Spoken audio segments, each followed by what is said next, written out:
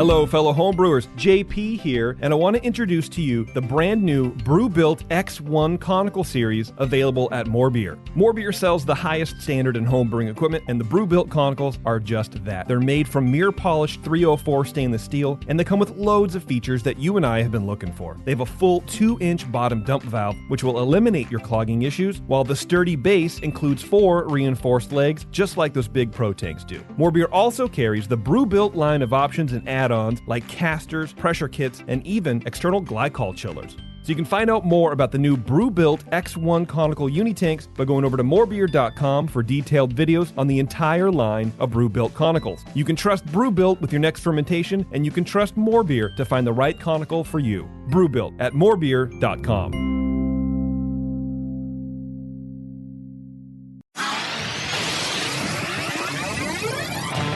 Great beer is about drinkability. Doesn't matter the style. You guys are like walking beer Wikipedia. That's the first time that you've ever accepted me as a person. Or you have a fermentation in your gut. I'm jet propelled at all times. How many guys do you think that you have the privilege to slap? Somebody who's never tasted a commercial example, and this is how you know everything about this beer? Please, you don't. I think that's bullshit. I think it's bullshit too. Wow. Are you guys going to arm wrestle? No. They're going to teabag fight. Yeah. You heard of Junkyard Wars? Can I get another high five, Beavis? Now, live from the Brewing Network studios in Northern California, this is the radio program for home brewers, craft brewers, beer lovers, and beer geeks. It's your only source for live beer radio that brings expert brewers together with, well, expert drinkers. This is the radio program with a head on it. This is The Session. Hey, welcome everybody. It's The Session. Here we are, live, Shutdown special. We're still shut down, but I think we're sort of ramping up to not be shut down, to be non-shutdown soon. And I don't know if I'm looking forward to that. It's too smoky to go outside anyways. We'll still be stuck. We'll still be stuck in here. It's for different reasons. Yeah. Man, this is the worst. It's just the worst. It's like being dumped 400 times in a row because you have to stay home, and then you can, okay, well, we can go outside at least so you can take walks. Well, no, it's going to be 100 degrees for 4 years. And then it's going to be really smoky. And then it's going to be cool but smoky. And then it's going to be cool for a day and then smoky again. And it's just you can't win for losing in this area, man. But we're still here. We're drinking beer. We're hanging out with Lee from Party Beer Company in LA, beautiful Los Angeles. Lee, how you doing? Hey. Doing all right. Thank you very much. It's good to see you, man. I haven't seen you. Good to be seen. In forever, it feels like. Far too long. Yeah.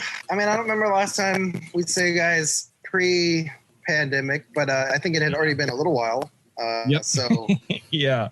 But I'm pretty much still in March, so maybe it hasn't been. I'm just not sure. Yeah, there was March 14th, 15th, 16th, 16th, 16th, 16th, 16th in a row. Yeah. Like March 240 something. Yeah. I don't know. I lost track. For a while, I was actually trying to keep track, but yeah. Yeah, it's we were talking just briefly before going live about, the topic of every conversation, right, is how shitty of a year 2020 has been. And I think it's going to get shittier, but it's yeah. It's impending. We're not out of it by any means. No. And it's like you can't you can't do a single thing. You can't do a single thing, and it just gets worse.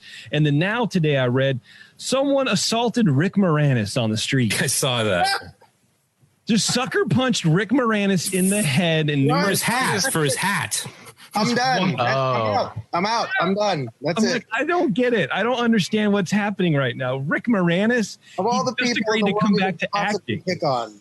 Right, and he took a break from acting because his wife, I think, passed away a couple years ago. Yeah, I think there was the whole, he basically raised the kids and did the whole. Yeah. Did the right thing. He's done, right, exactly. And then he just got, I think, I want to say, one of the, Ryan, who plays Deadpool, Ryan Reynolds. Yeah. I think he got him back into acting or something like that, whatever. But he was going to come back for like a new Honey I Shrunk the whatever, and then now this happens. So it was seriously because somebody wanted to steal his hat. Yeah, it was apparently like this one guy, and he did it to somebody else, or supposedly, COVID. And they're trying to hunt this guy down. I mean, he's just a wackadoodle. Pulled him off the bus, tried to grab his hat, and then bit his arm or something. I didn't see any of that at all. Yeah, this is not a time for biting. No biting. No biting. No biting. Yeah, and the bath salts were like 15 years ago, guys. Come on, man. That's right. Move on. Yeah, so maybe that's the cure. Maybe what we need are some bath salts.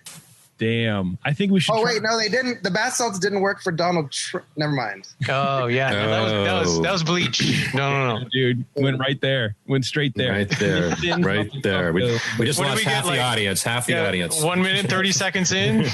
Done. Well, look, man, before we get to Lee and all of his tasty beer, which I'm enjoying already, the Taco Cerveza. So if you want to support the show, please do. You can become a regular donor through PayPal. Don't ask me how to do that. I'm sure it's all on the website. You can do all your shopping on Amazon. That link is definitely on there on the website, and that helps out a little bit too. And if you want a little bit more beer content in your day-to-day, Justin is currently on the road right now heading towards GABF. In fact, I think he might actually be there. He's going to be covering the judging, the setup over there, and how they're going to be doing the award ceremony. He's producing the award ceremony. So we're all going to get to see our favorite breweries up there, winning awards virtually. And Jay's producing some content from the road. I know he's hitting a couple breweries. So check that out, too. I know he went to Sierra Nevada, and I think he went to Firestone Walker. Can't remember. But anyway, those videos are up on our YouTube channel. So check those out if you can. We're joined here by Nate, of course, and Sully. And it's good to see both of you as well. Thank you. Good to be here.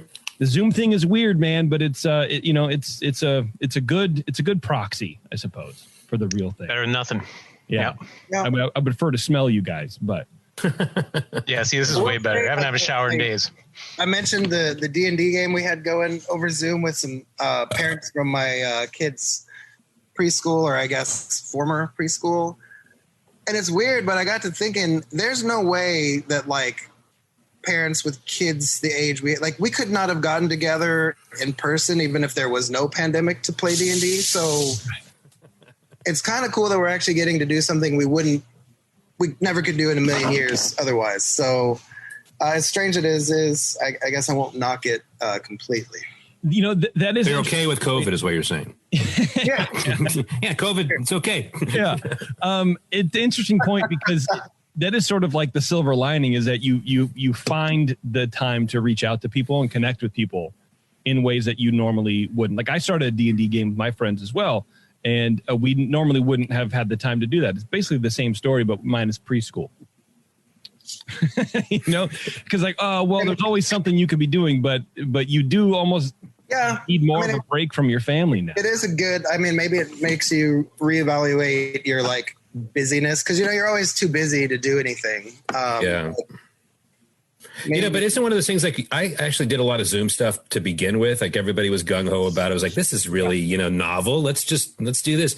And then it's kind of waned off a little bit. Now it's like, I sort of keep in touch with those people in the same way, but a lot of times the calls begin like what we're doing right now, where we just talk about COVID, and then it gets into this like, and you're like, I gotta go. I'm burning the water. I gotta go. It's just, I don't know, but this is fun, guys. People get fatigue, and they burned out on that stuff really quick. Yeah. I think everyone was overdoing it in the beginning, but you have to be more deliberate now to go and see people like this as much as you can see them, because you're not going to run into people anywhere. Like I'm not going to go to Triple Rock and see you, or like having to go to some other brewery or something and see my friends.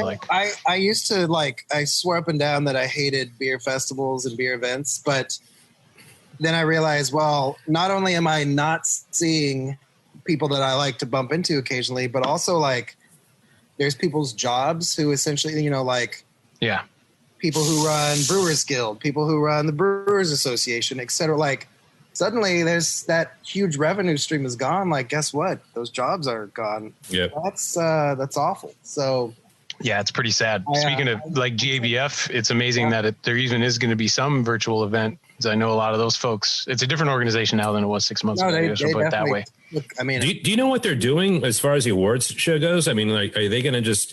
I mean, because we sent out our beers a while ago, and I think they're being judged right now. Is that correct? Yeah. I mean, I think it's been spread out over a pretty good chunk of time. That's what I saw. I saw Jay Brooks post something where it was like they were all like, he'd been there for 2 weeks or something crazy. So, oh my God, yeah. I think it's a 2-week judging time. And I'm gleaning this just from what Jay's talking about. Yeah, you have to be in Denver for 2 weeks to shoot some video and give us access to how that actually is happening, which is that's good. Great. Yeah, and we've talked about this on a homebrew scale on Dr. Homebrew a couple shows ago, where we had the guys from Club Doze, the local club out here, and they were talking about how they did the first round. They're like, they're almost like first responders, right? We had a duty to perform this thing. We're going in. Everybody band together. Yeah, but they went. They did a good job, and obviously, I mean, I think no one got COVID, and people. Honestly, like if there's anybody that could like nerd out and do it right, it would be like some dedicated homebrewers because they're like doing everything by the book, above head down, like mask. Yeah. Oh yeah, no, I mean.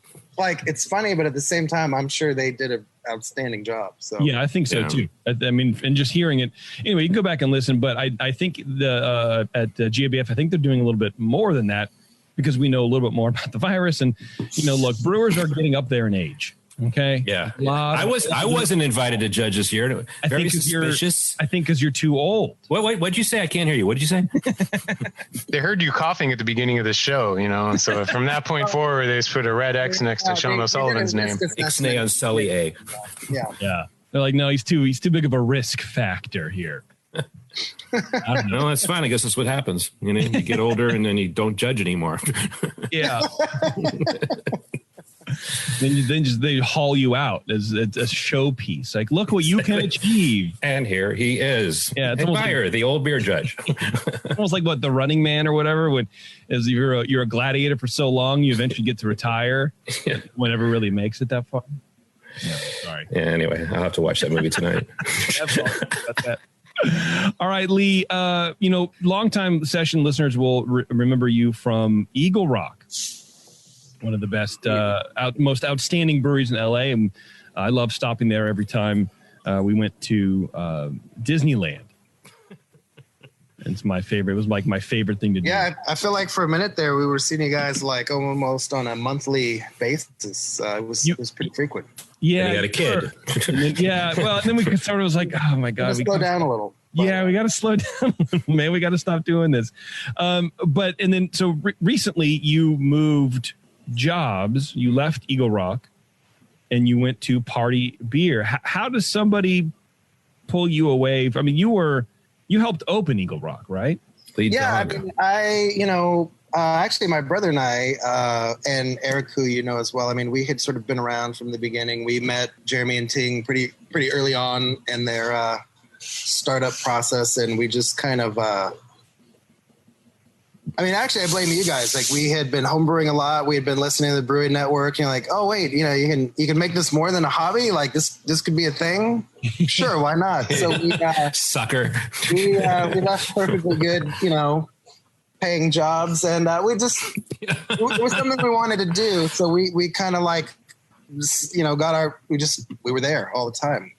So I did that for a long time. And we still remain good friends. There's no like weird blood or anything there, but I don't want to say I had like done everything I could possibly accomplish there, but like I'd been there for a while. We were kind of on a trajectory that was kind of slow and steady.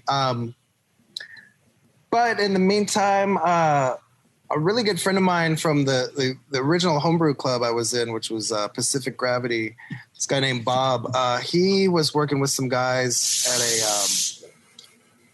they're essentially like a sort of like a media company. They did a lot of stuff for KitchenAid, for example. The guy that owned that company and another guy kind of like they were college buddies, and it was sort of their dream to like, have a brewery someday, like to do a thing together. Sure. And, one went on to do this media company. The other went on to do a ton of like bar and restaurant and like cocktail programs, things of that nature. So I sort of got introduced to those guys through this mutual friend who was sort of working for them, and found essentially I was sort of helping him. Like he would just randomly ask me questions about like, well, what equipment do we need? Or, you know, how do we do this? Or what do we do for that? And I kind of got more and more interested. Like it sort of got to the point where I was like, well, wait, like tell me more about this thing. Like this sounds kind of cool. Eventually kind of met and hung out with the guys. Oh, sorry. I don't know if you can hear the in the background. I could have turned that off, but not that bad. If we go on a break, I'll turn it off. Okay. Anyway, I kind of got to know the guys involved, and it sounded really like sort of fun and interesting and different. Yeah. They're definitely into like curating a really like good vibe and they just want to make a fun place to hang out. Okay. One of the guys has a bar in Highland Park called Block Party, and obviously it looks a little bit different right this minute compared to pre-pandemic, but sure. I think one thing they've been really smart about is making a space that is like fun for everyone. And I kind of feel like we've evolved out of the like warehouse with a refrigerator with taps on the side. And like, that's the experience. This is kind of more of I don't want to say it's like a designer experience, but a lot of thought has gone into like, what it looks like, how comfortable it is, to whom does it appeal? Like it's not just like the Hawaiian shirt homebrew club guys, you know what I mean? It's like me. It's Jason. Yeah. Like that guy. Yeah. No, like they've been really smart about it. Well, here, hold on a second. Let me interrupt you because you touch on a lot of points that I want to hit. But the one you're talking about right now, it almost seems like the industry knows now that if you have enough money, that you should put it into the design elements rather than anything else. I know there's always plussing you can do, and people are looking for. There's so many breweries, you want to create a space rather than we have the equipment. A unique space is different from everybody else. Exactly. Yeah. I mean, there was certainly a time like 10 or definitely like 15 years ago where like the ultimate goal was to make really good beer, but like that was the finish line, where now like that's the starting line and you got to worry about all this other stuff. Like, I mean, even just think about what beer looked like on the shelf, I don't know, 10, 15 years ago. Like there was a lot of bad, like really bad looking labels. Looked like somebody was Photoshopped for about 10 minutes, just kind of slopping it together. Well, it's like, and we cared so much about the product, we weren't really even looking that close. No, because we didn't care. That's all that mattered. It didn't matter what the outside of the container looked like. It was the contents. But I think, maybe there's parallels to like wine and the sheer amount of wine that's on the shelves. Like, I don't know that much about wine. So if I'm shopping, I'm probably going to buy the one that looks cool. I'm looking at labels, dude. Because I don't know, like I may like sort of hone in on like a style or a varietal, whatever, but I don't know. So it definitely like it's I guess I'll say matured a lot, in the last 10, 20. It's definitely become a business. And I mean, back in the day, you could throw beer at a wall and people might buy it, because it was novel and unique. And then people, you started realizing maybe there's an aspect to this that we need to step up a little bit. And so, and now there's so many of us. I think your comment about like, the starting line right now is that you have to have good beer and so what I'm hearing from your place is that, you've got this unique opportunity, this space that, you're trying to curate and like make it exciting and fun and get people in there, because that's what you have to do. I mean, the old saying is that people, buy for the package and come back for the liquid is kind of like, it's sort of what's happening right now in a lot of ways. No, totally. I mean, it's like you sort of like, you have to put on this like experiential. It's like a little Disneyland, like part of our pre-pandemic plan is essentially there's no indoor space at this brewery aside from like the brew house. Everything, the entire tap room is a beer garden. It's all outside. But there was also going to be mini golf, just a couple like 3 holes of mini golf and stuff like that. Like Only three? Only three? Come on. Give me some more. No, I'm just kidding. You need some room for the humans too. But yeah. And, you can play 3, drink a beer, play 3, drink a beer. You know? There you go. It's like a mandate. It'll get more challenging as you. Can we play through? It's sort of the idea that like you sort of have to put on a song and dance now. Like it's not enough to just. It has to be enough of an experience, right? I mean, like just in this area alone, and LA, I think, was kind of slow to have a beer scene compared to San Diego and the Bay Area. But there's a ton of good beer up here now. I mean, absolutely. You were the ground floor Eagle Rock. Like there's a ton of great beer. I mean, like world class beer. So, you were on that ground floor and with Eagle Rock. I mean, you guys kicked off that whole good beer revolution in the LA region. So you more than anybody have seen it grow and mature and change now into this. It is sort of, you have to align more with marketing. And I feel like in the early days of beer, marketing bad. You just tell your story and that's all you got to do. Rebelling or revolting against all of that. You're like, no, we don't pay for advertising. Like, what do you? Right. No. The only brewery I knew that paid for advertising was the 21st Amendment. Oh, please. No, I'm kidding. It was like, no, we don't have a marketing. Could you say that name again a few more times though? So Well, speaking of cans, that's all we do because that's right, cans. maybe we're not ready to segue into that yet, but I do want to talk to you guys about like what everybody is allowed to do up there versus what we're allowed to do down here at the moment. But okay. All right. We are currently putting 0 beer in kegs. So I'm trying to like figure out from like kettle to fermenter to bright tank how to have no leftover beer and no leftover cans. And that's really fun. And of course it's a little different for, Pilsner is easy. Hazy IPA, that's not so easy. Are you printing your cans or putting a label on them or what are you doing? We've been doing sleeved cans. I kind of wish we were doing like labeled cans so that I could just have a big pile of bright cans. And, it's a lot easier to store labels than it is to store. Cause cheaper too, the issue we have now, since we're not doing any draft, is like I've got all these leftover cans. But it's like it's not enough to do a whole run, but I've got like 2 layers of this brand and 3 layers of this. So at some point I think we'll just do like a Hail Mary and just brew some weird beer and put stickers, just sticker over all the 18 different leftover remnant cans that we have. Yeah.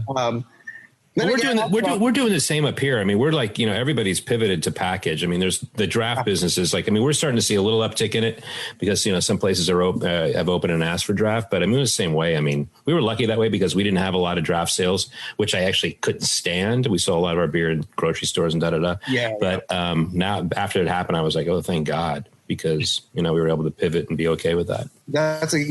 Maybe that ended up being a good position to be in because it's not so much of a. I mean, a lot of breweries did so much draft, or like, the one I wonder a lot about up here in our neck of the woods is Craftsman in Pasadena did they did no cans, no bottles. It was draft only. So like, what do you suddenly? And I mean, who knew this was coming? But like, draft pretty much turned off in March, and that was it. So, yeah. That's a huge pivot to make.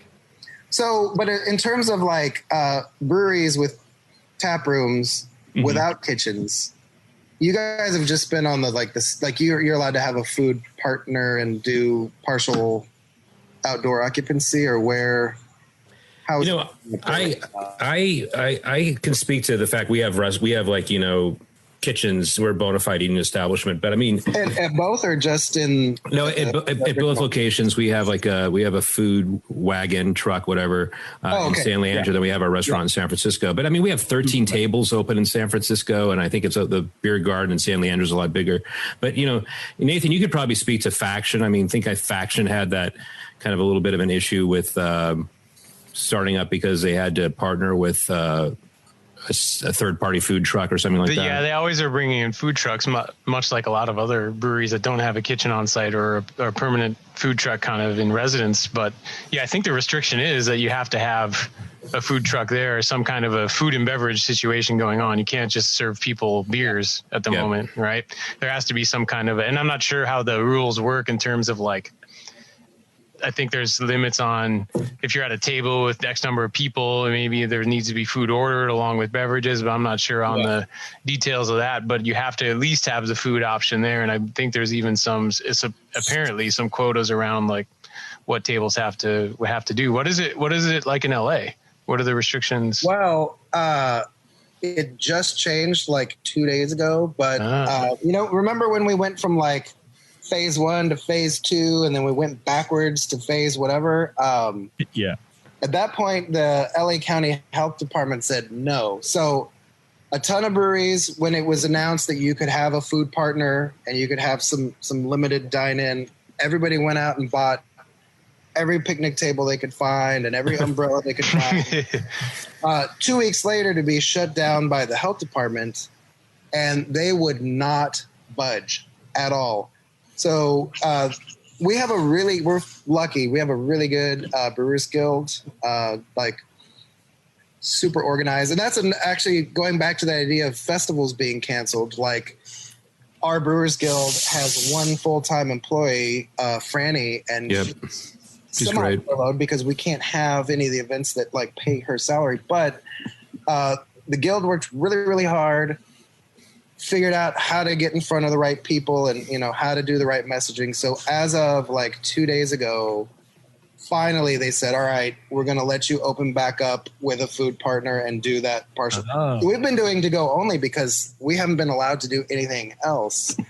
And we can't do it yet. Like there's still some guidelines that have to come down and a few things that have to happen. But in theory, within a week or two, we'll finally be able to have that sort of limited occupancy thing. And I don't mean to I'm not making light of the situation. Like I realize that the first priority is public health. Yeah. There's a reason for it. Yeah. I'm not trying to get a bunch of drunken like bozos in here and create, but at the same time, like we were in kind of a good spot when all this happened, but I know a ton of other breweries were not. And like, they need to sell some beer to some people really soon, or else they're just not going to be a brewery anymore. So it's been kind of wild down here. Yeah, especially if there's rules and they're well implemented and they can be handled in an outdoor space with some social distancing and so forth. I think that breweries that were only draft or mostly draft can get some of that revenue back a little bit. I mean, people who had not invested in packaging were in a pretty tough situation. Into this, right? Stuck. You've got like beer you can't sell, beer at accounts that they're not selling. And what do you do? So, and I mean, back to like my comment earlier about like the NHC judging and like home brewers doing things right. If I trust anybody to get the safety thing right, it's probably breweries with tap rooms. Like everyone's already used to, treading lightly and following the rules because, you don't want the ABC to come down on you and you don't want the health department to come. So everybody's already used to doing a good job. Rule following. Yeah. I think you sort of have a group of people that are, for the most part, fairly conscientious. So like, I think everybody wants to do the right thing. And I sort of trust breweries more than restaurants or other bars to like actually get it right. In fact, they may err on the side of overdoing it, but anyhow, that's for the best. We've had, we've been given the green light to 25% occupancy inside. And so we've been working at that in the pub in San Francisco. And it's like, and first of all, when we shut down, we just like started cleaning and refurbishing everything. So we took advantage of the time and we were able to hire some people back for that, which was great. But like right now, I mean, the conversations I'm having with the GM, Rob Strausser over there is that, I mean, we are thinking about I mean, it is so hardcore. I mean, it's not even because we got to do it. It's almost like we think about safety constantly, just about the staff and about the customer. Because if you get shut down, it's like, if somebody gets something, that's it. And we had to shut down for 2 weeks at the beginning of this thing because we had an outside contractor come in to work on our glycol chiller, and he was sick. And so we shut down. I got a COVID test. Everybody got COVID tests. Everybody was fine, but you just don't want that to happen. You don't want anybody to get sick too. I mean, aside from I don't even care about the revenue side. It's just I don't want people to get sick and, something bad happens. So, Lee, I completely agree with you. It's just like we're like, I think we might overthink it because we have to and because we're used to doing that. Yeah. Yeah. Well, I mean, there's a fair amount of folks out there with a very cavalier attitude towards the personal safety thing. And 100%. Yeah. I don't know.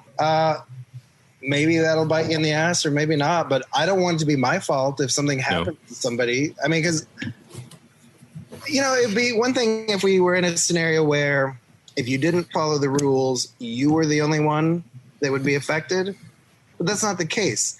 If you go out and do something dumb, then maybe you come home and give it to your grandparents, and then you give it to all your coworkers, and then you do it it's not fair. So, yeah, I think you kind of do have to overreact. And at the same time, it's hard because you're also trying to sustain a business. I mean, what is 25% occupancy? Does that even pay the rent, or is that, I mean, we figured it out. I mean, with outdoor seating and that, I mean, we have to, we have to hit a certain amount every date in order to make it work. And, it's some days it doesn't happen and some days it does. Some days we're doing better, but we've worked with the owner of the building and, we just feel like we have to do this. So.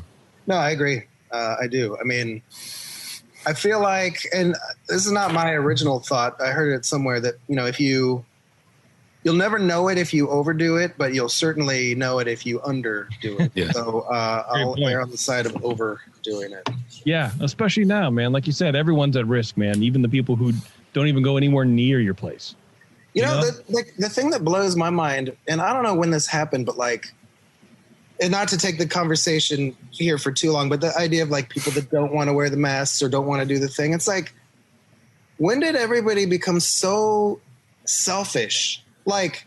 You honestly don't give a shit about your neighbor or your friend or who, I don't know where, when that page turned, but why is everybody being such a dick? What happened to being nice and doing good deeds for other people? Yes. Well, I agree. I am the same way. I cannot even, I hate to virtue signal here, but I really feel come on, man, really? You're going to die on the hill of not wearing your mask. That's it. That's where this ends. I mean, come on. Really? It's well, and it's also the same people who are ranting about the economy being closed down.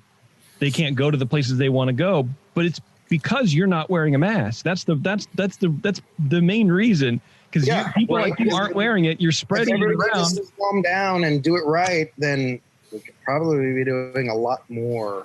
Yep.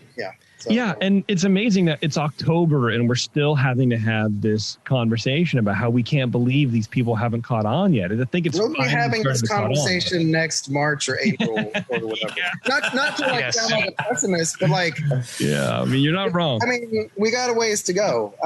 Even if the magical vaccine comes down the pipeline tomorrow, we still got a ways to go. So for sure, maybe it's in beer. I think we're going to find out. So far, so good. I'm doing my part. Oh, man. All right. Let me take a quick break here, everybody, and we'll be right back with Lee from Party Beer Company in L.A. Stay tuned. It's The Session. We'll be back. Segmented, demented, fermented. It's The Session.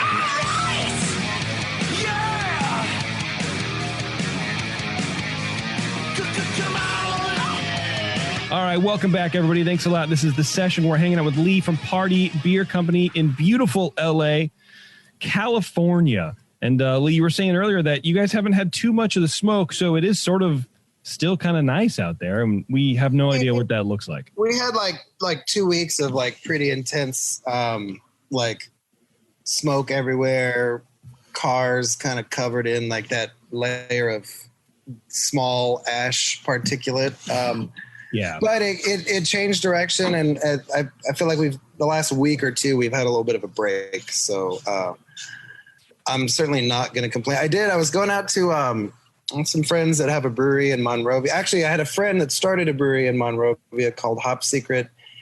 That was his like retirement project, and he quickly realized that owning and operating a brewery was like a terrible way to retire. So he found some enthusiastic young guys to like take it over, and I think they're doing a great job.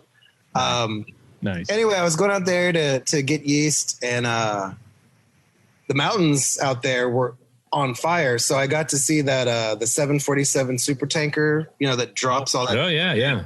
Like it flew over the freeway low, and I was like, holy shit, I know what that is. He's going to go, So I kind of like drove slow so I could watch. And yeah, he did a big loop around and like dumped all that stuff all over the place. It was kind of beautiful to see it firsthand. But at the same time, I'm like, God damn, this is not good. It seems weird that we're still sort of like plugging along when everything's on fire, Sky's on fire. Like, I don't know, like that's how life goes. It's sort of like the same thing with the pandemic and, just about, like I said, we were talking earlier about just being stuck at home, and there's now multiple reasons why you can't go outside. Yeah. Especially in the Bay Area. And it's like, it's just, we're being piled on, but it's also weird because life is sort of just moving on. Yeah, I mean, some of it needs to move on, and some of it's just like, like an aircraft carrier. Like you don't just stop the aircraft carrier. Like it's so big, it keeps going for a while. It's like I think we don't even know how to stop if we too much want. momentum. There's no way to stop it, right? It's like, all right, well, I guess this is what we're doing. Yeah. Yeah. And and all the smoke in the air, man. It's getting in the house, and like so now today I suddenly have a cough. It's but COVID. I know it's not you have COVID. No, maybe it is. Maybe it is, JP. I haven't been anywhere. Maybe it is. I don't maybe go it is. You got it off anywhere. You got it off the dust. That's tapping into his really Achilles heel there. God, I wish I could mute you right now. There's all that wildfire dust raining down upon your house. It's full of COVID, Jason. COVID dust. I got it off a milk container or something like that. Anyway, Lee, I'm drinking your California Kolsch. Please tell me about that beer so we can avoid. So, I think that turned out to be a really nice beer. The original idea there was, let's see, what month was this? We had a date with Wild Goose to have somebody come out and commission the machine, and it could only happen at a very specific time.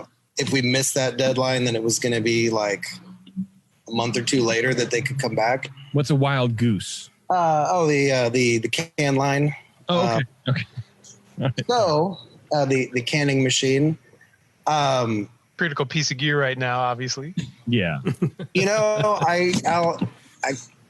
That was a decision that was made, to get that before I was part of this crew. And I'm so glad that they were already committed to doing beer in cans, or at least in some kind of container.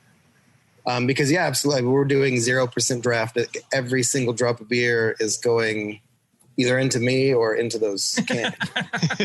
But anyways, we absolutely had to hit this deadline to have a beer ready. So I was like, well, okay, shit, that's in like a week and a half. So there was a finite array of beer styles to choose from.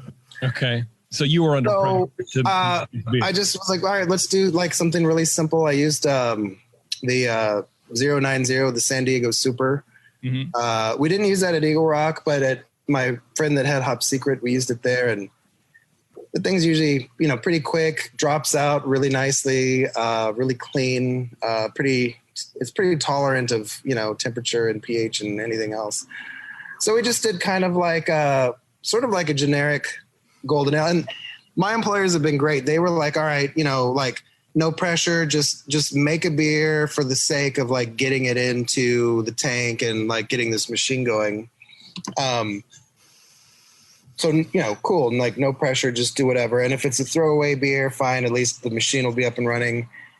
Then, everything went crazy, with like social unrest and, police, brutality and whatever. So all of a sudden the beer that was going to be the throwaway beer was like, oh, let's make this a Black Lives Matter donation. Like, we're going to do this thing. And I was like, whoa, you just said this beer was a throwaway beer. Now it's going to be like potentially the most important thing that we do. Like, okay. Man.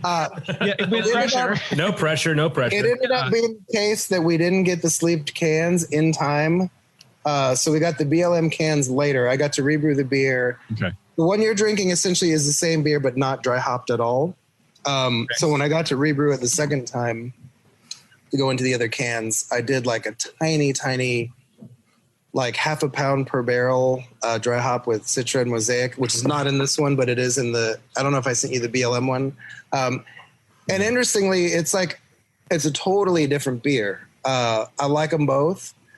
The not dry hopped version is just, it's almost like it's so clean. It's almost like a Munich Helles. I mean, I wouldn't say that's what it is, but maybe stylistically that's that's what you would enter it in or something.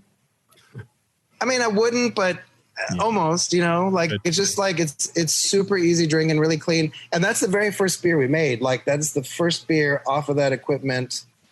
I just sort of like guessed what, efficiency might look like and what everything else would look like. So I think it's held up really well. I mean, I brewed that in beginning of March and here we are.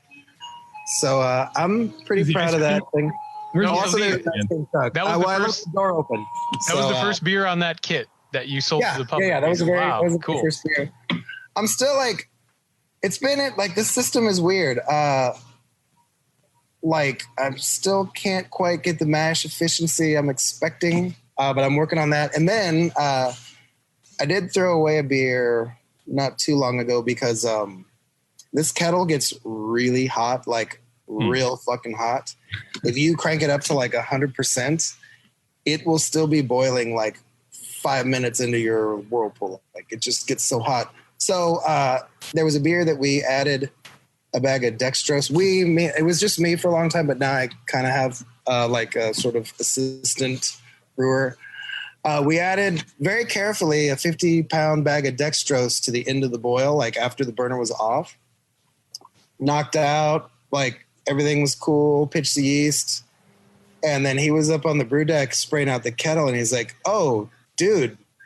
And I was like, what?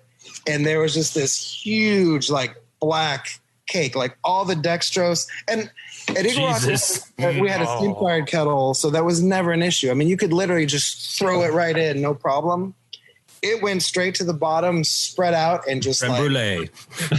Blackened. Wow. So, of course, like I went to the fermenter and took a sample, and I was like, "Oh, that didn't taste right." No. But we had already pitched yeast, and it, so I figured, well, let's ferment it out and see how it tastes. And man, that was maybe like the fifth or sixth beer that I did.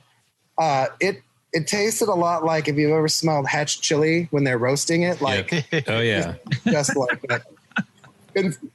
Excuse me. In fact, maybe in the right beer, like in some, like 30 Plato Imperial Stout, maybe the burnt sugar, like maybe would be okay, but that was supposed to be like a 7% hazy IPA type of thing. And like all I heard was experimental beer.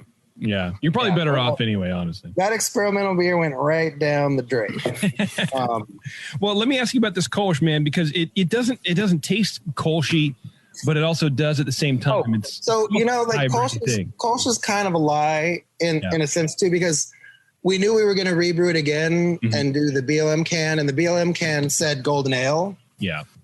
So I felt like we couldn't call this golden ale and call the other one golden ale. So we're like, well, what do we call it? So maybe it's kind of like a cop out, but we called it California Kolsch because it's like it's reminiscent of a Kolsch. I mean, you could. I mean, it's clean. It's clean like a Kolsch. It's clean. In fact, I think a lot of Kolschis are a little more estery than that. But you still have some, and I'm imagining it's from the hops because that San Diego super yeast is fairly clean as well too. Yeah. So is it your hop selection? What hops are in this? That one's like nothing until Whirlpool, or just a little tiny Mosaic and Citra edition. Yeah. And then the only thing for the other version, same beer, little Whirlpool edition, no 60-minute, nothing else. And then, like a modest dry hop edition. Also with the With that beer on the dry hop, I added the Beerzyme hop flour, which is a amylo glucosidic ACE. So essentially, one of those ALDC kind of. Yeah. So the idea is you're trying to like free up some aroma compounds, and I've been playing around with that. I think in the beers with a bigger dry hop charge, maybe it doesn't matter as much, but I think on the beers where there's just like a really like light-handed dry hop and you use that enzyme, like it actually does kind of bring up the aromatics. Well, how does it do that? Because I never used that before. I've never even heard of it. The same idea. It's a similar idea to where like a lot of people are like, oh no, you gotta dry hop during active fermentation so that you get this like biotransformation. Yeah, the biotransformation. But allegedly, there's not like, if the enzyme is yeast derived, there's not enough to really do the job. So the idea is you just, literally like throw some more right in. So it's supposed to like similar to like an enzyme you might add to the mash to like start breaking down starches. You're supposed to be breaking apart things that will result in more hop aromatics. Okay. I think it works, at least in some of the beers, but at the same time, like the ones that I've used it in, I haven't also done like a side-by-side version where I didn't use it. So can I really say it did anything? No. But you put it in this beer, in the California Kolsch. No, I didn't do it in the Kolsch. I did it in the dry hopped version, which I guess I didn't send you. So I don't know why we're talking about it anyway. It's fun to talk about the enzyme, though. That's fun. That's a good conversation. Yeah. I mean, I like the idea. The beer is great, man. This is a Nate. I think you would really dig this. It is that sounds like awesome. high perfume malt character with those crisp, almost. I don't want to say tart because then you think, oh, well, maybe it's a pH thing, whatever. But that kind of crisp hop. Citrus, flavor. Yeah, I like this one was not obviously dry hop, but it doesn't sound like you needed it. There's still hop character coming through, even though it was, from what I understand, Lee, you were saying it's only a Whirlpool edition, no 69 edition. And that wasn't right? Like the 175 degree like cool Whirlpool. That was just regular it's actually on that kettle it still reads 213 degrees Whirlpool because it's so hot. But yeah. What's the name of the beer? What's the name of the beer? We didn't really give it a name. We're just calling it California Kolsch, and that's it. Like what's the label look like? It's just a little sticker. Oh, I like that. It was like the pilot run of the whole thing. It looks like the California flag. So it went into blank cans because that was all we could get. Like, in fact, we didn't even get the full that label cans we were supposed to get. Like, I had to run out and pick up in my little pickup truck like a partial pallet of 12 ounce. I'm glad you bring that up. I'm hearing from folks that cans have become kind of difficult to get unless you already have them in some contexts. Like, I mean, like I can't necessarily speak to that yet. Like I keep hearing that as well. So far, I haven't said, "Hey, can I have such and such?" And they're like, "Nope, don't have it." Also, though, we're doing 12 ounce cans, which not a lot of other breweries are doing, but like a ton of like carbonated water, soda, etc. other breweries are doing. So that's good. Well, Sully, you guys are in 12 ounce. We're in 12 and 19.2s, but you're exactly right. I mean, 16 ounce cans are hard to get right now, especially for the can van folks, out there who are doing going up to the smaller breweries and packaging that way. But aluminum is a challenge. I mean, we have contracts because of course we do. But we talked to a lot of people about it, from small breweries to large breweries, and everybody's having the same thing. I mean, we're getting like 25 to 30% of our allocation a week on it. And so it's like, we can't fill orders because of it. So, because everybody's pivoted to cans. So. Yeah, I mean, that's kind of weird too. Because I mean, if you're not having a problem, that's great, and I think you're right because you're using 12 ounce cans, and that's just a format. I mean, if we were doing bigger volume, it would certainly be an issue. I think we're just lucky so far that it's. I mean, we'll maybe do like the half size pallet, like one of those a week. So it's like it's not a huge quantity. Otherwise, I think we would have an issue, and it would suck too because like. We just got started, so we don't have anything contracted. Like it's just you're just kind of out there on the free market. So You're like, hey, can you give me some cans? Anybody got any cans? Yeah. I will say though, one tiny silver lining of all this is like, I can get hops I didn't think we were going to be able to get. Yeah, exactly. Especially if you just call them up and you're like, hey, I mean, I only need like, can I get like a 44-pound box? Like, and they're like, oh yeah, no, there's a fair amount of people that are. Yeah. Do you need, can I send you hops if you want? You can have it. So that's pretty cool. I mean, at the same time, I feel guilty because I know somebody probably already committed to that and now they can't use it because they just can't use it. So they're just not at the production levels they thought they would be. Yeah. It's funny you mentioned that because our guest on the last show was Imperial in Brentwood out here. Mm-hmm. And Vito, the brewer there, was talking the same exact thing. He's like, yeah, I can get hops that I'm not contracted for because number one, we're new. They just opened as well. So I do want to chat with you about that a little bit. Cool. But he said the same thing. It's just people can't do the production that they allocated for last year. And so they're happy to, do some selling off. Yeah. I mean, like, it's cool. At the same time, you're kind of getting what you're getting. It's not like you went up there and did selection and you're like, oh, this is my Citra. This is not like anybody else's. But, I mean, it makes beer. So there's that. Yeah. It's better than not having a Citra at all, probably. Hopefully. Exactly. Yeah, so. It's Citra that smells like peanut butter, but it's Citra. I mean, it said Citra on the box. That's all I know. So when did you officially open? Wasn't that long? We've been selling beer to go for about 5 or 6 weeks now. So that's a good question. Thanks, man. Originally, like every brewery project that you've ever talked to with anybody that's ever been on this show. Yeah. We didn't open when we thought we would open. In fact, it took substantially longer. Okay. The bulk of this equipment. And more money. And no, you had to wait for a pandemic to start first, then you open. And then it got easy. Yeah. Actually, there's some good stories there too. Most of this equipment was sitting in an empty building down the street for like 2 years. And then I came on. I had been talking to them for a while, but I came on officially like end of February. And originally they thought this was going to be open in March.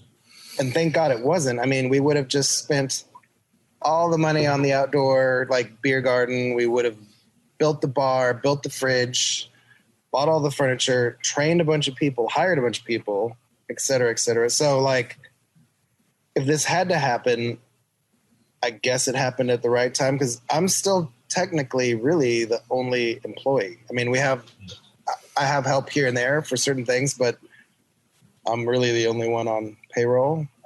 So yeah, that would have been a lot uglier if there was a whole payroll. No, man, it would have slipped. Like you would have blown the whole cash load, and then like, hey, also we have landlords, but they've been cool. Like, cool. We're not really paying rent because we're not really open, so that could be worse as well. That's very nice. That's very nice. So for us, it's not so bad. But I mean, the people that sucks for are the ones that have been open. Maybe not 10 years, but like a couple years, still kind of figuring it out, still trying to make the money work. And then all of a sudden you like remove all their revenue streams and like, that's fucked up. So kind of lucked out there. So yeah, just beer to go. And then as of like 2 or 3 nights ago, finally they were like, due to the efforts of the Brewers Guild and everybody else, they said we were going to get to open. So I don't know exactly what our timeline is going to look like on that. I know we're like, obviously we want to do it as soon as we can. One of the owners here has a bar in Highland Park called Block Party. Like super cool, like good vibe, fun place. And the spot next to them that opens to their same patio opened up. So they put like sort of permanently parked a food truck in there. There's no way, like in LA especially, like there's no way you were going to build a new kitchen from start to finish in like probably less than 2 years. Really? But the idea was if you park the truck in there and that counts as a kitchen, then you can have food. And so the bar is like, 'sort of a restaurant now, and because they share the same patio, like you can you can do that. So I think we're going to sort of copy that model. I don't think we're going to build the original like outside cold box and bar that we originally were going to build. I think we're going to use that spot for a truck or for the sort of like food partner component of the thing. Where the beer will get, again, going back to the idea that you're not going to be able to walk up and just hang out at a bar anytime soon. I guess all the beer will sort of be pre-poured, maybe in here, probably inconveniently right where I'm sitting now, so that it's and then, it'll be sort of like a table service scenario where you have to kind of manage all the humans. I don't even know if you can let people go to the bathroom of their own free will, or if they have to ask for permission, or how that's going to work. But like having kids. I hope they have to be escorted. That'd be nice. Yeah. Yep. Anyway, yeah. Okay. So the first time you guys will be open for people coming in from the public will be during this pandemic. You've never. Oh no! Yeah, absolutely. So like that'll be kind of a trip. You've not talked to people on the show who've done that. Yeah. I mean, I guess I feel like the good news is if it works during a pandemic, it should hopefully still work post-pandemic. Right. If there is such a thing. Now, right. If people want to go there now, they're going to want to go there afterwards. Like the to-go thing has been cool. Like the first week was fucking bonkers. But then again, it's like, it was a new thing and people were bored. So like first week was awesome. Subsequent weeks have been good, but like not anything like the first week. But it's been okay. So we've been doing Saturday, like all day, and then Wednesday afternoons, you can pre-order and prepay, or you can just show up and whatever. So that's been cool. It's sort of weird. Like now that we're finally allowed to be semi-open, it feels surreal because like I've been working on this for a minute, and everything's been so weird. Like in the beginning, as we were talking about on the break, like we moved this equipment in here right at the end of February. So like it was an empty space, moved the stuff in, had some equipment issues, like went to turn on the chiller and that was an epic disaster. Really? Shooting everywhere. No. And there were a few other things. There were a few quality control issues with other pieces of equipment. But it was like me and the contractor, or me and the plumber, or me and the electrician. The owners all are like engaged in other businesses as well, and they've got families, they've got stuff going on. So it didn't really make sense for them to be down here, especially when nobody understood what the hell was happening right. Or how you get this thing or what was going on. So it didn't really make sense for them to be here. So it was just me, like forever. Wow. It was just like just me and whoever else was like doing something that day. It was kind of cool. I mean, I definitely, even though I don't own the place, I feel like it's mine because, like, sure. Even though some decisions, like the length of the floor drain and some other things were made prior to my there's some things that could have been like optimized, but it's been cool. And I mean, honestly, I felt really lucky to be employed in a time where a lot of people weren't. My wife manages two like incredibly like high volume divey cave-like bars, Footsie's, and another one over by Dodger Stadium called the Shortstop. Oh wow.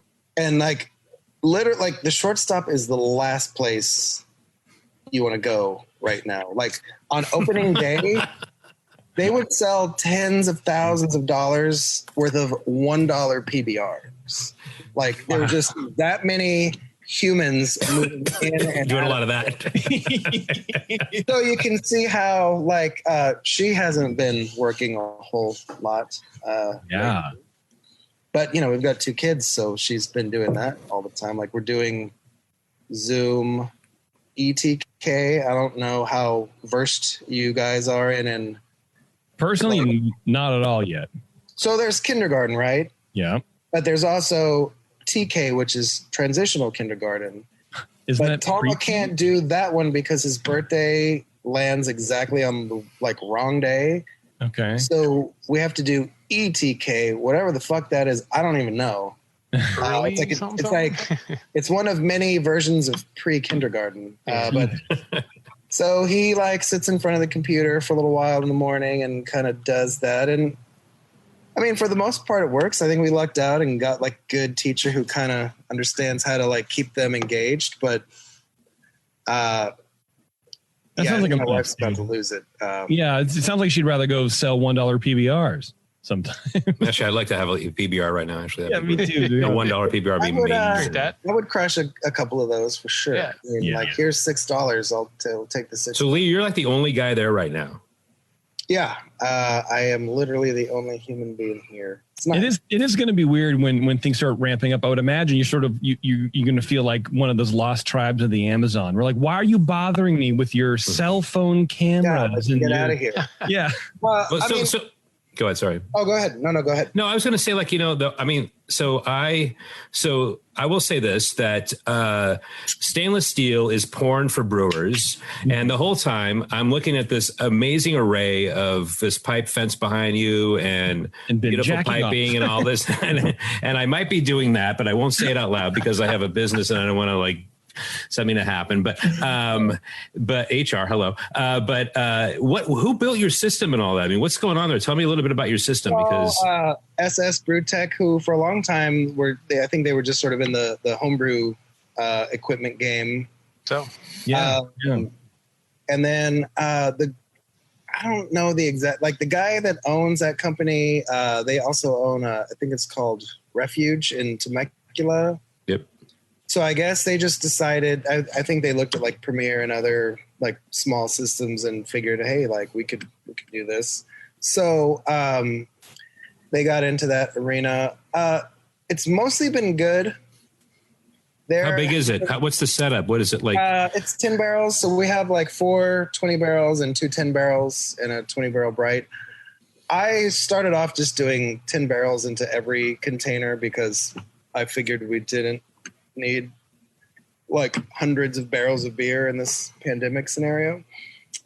Lately I've been doing like, it's a 10 barrel kettle, but it'll hold like almost 18 barrels. So like if a half pallet of 12 ounce cans is 10 layers, 389 cans per layer. If I do like 14 and a half barrels pre-boil, I can end up with just the right amount of beer to like fill that pallet of cans.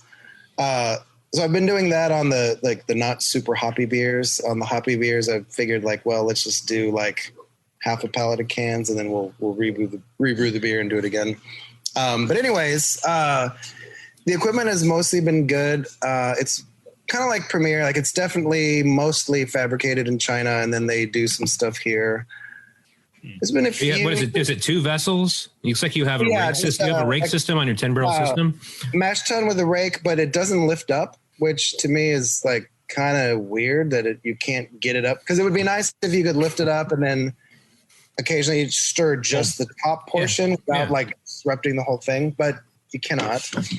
And then just like a big kettle. The HLT almost burned down the place and they came up and promptly fixed that. I think is it gas or steam? What is it? The kettle is you're talking about that. You're talking about HLT is what?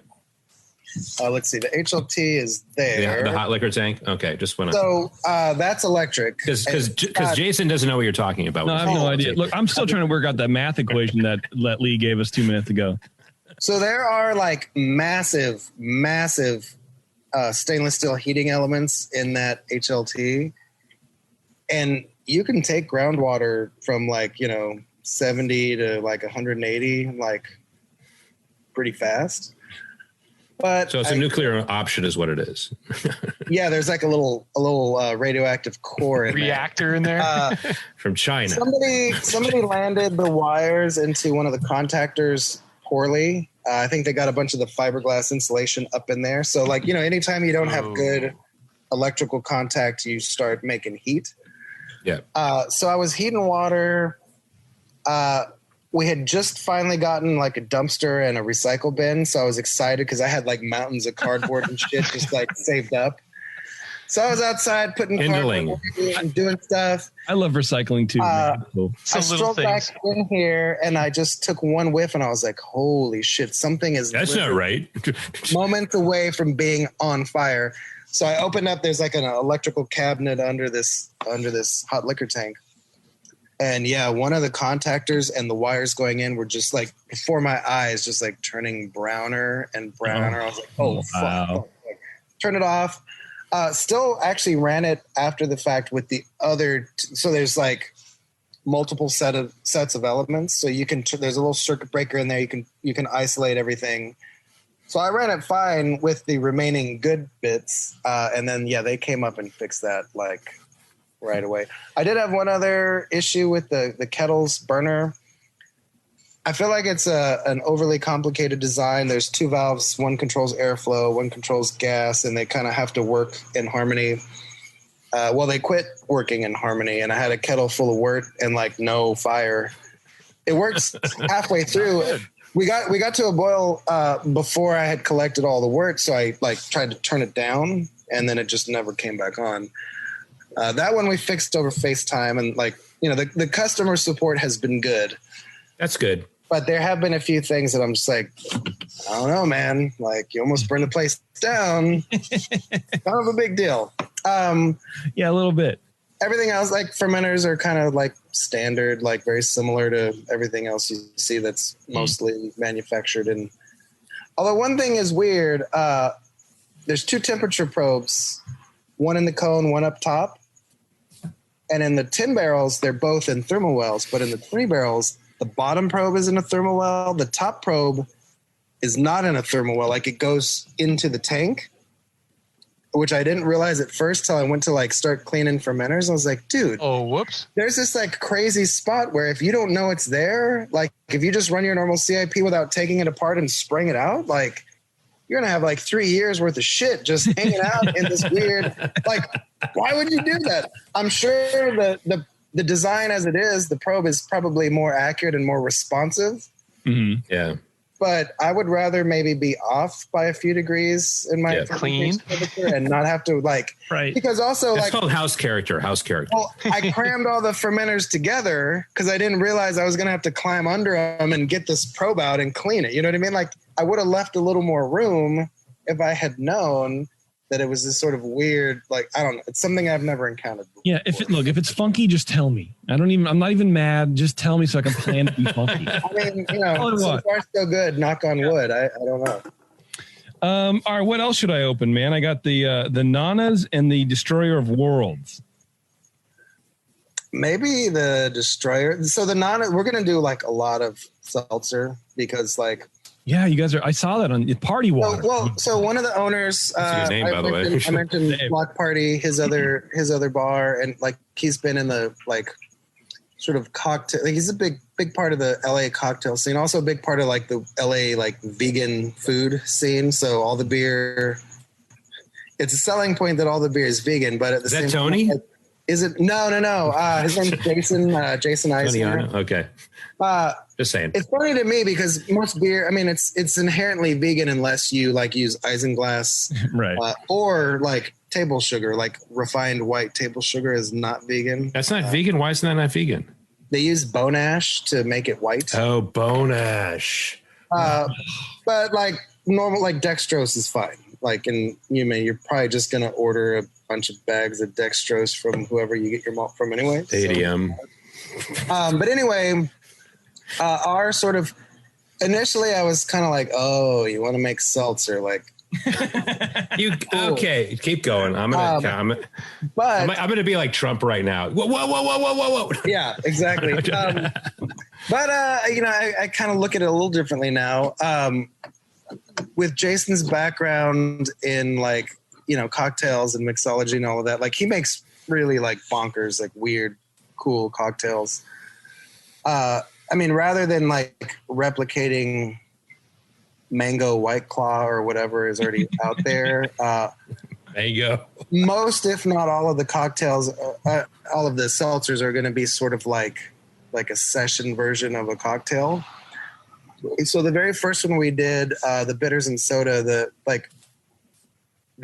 inspiration there was the first time my wife was pregnant, she didn't want to let the rest of her bar staff and employers know she was pregnant until she was ready. So I did that once. Every time we went out, it was just bitters and soda because there's virtually no alcohol in there, but there's flavor and there's color, and it looks like you're drinking a cocktail.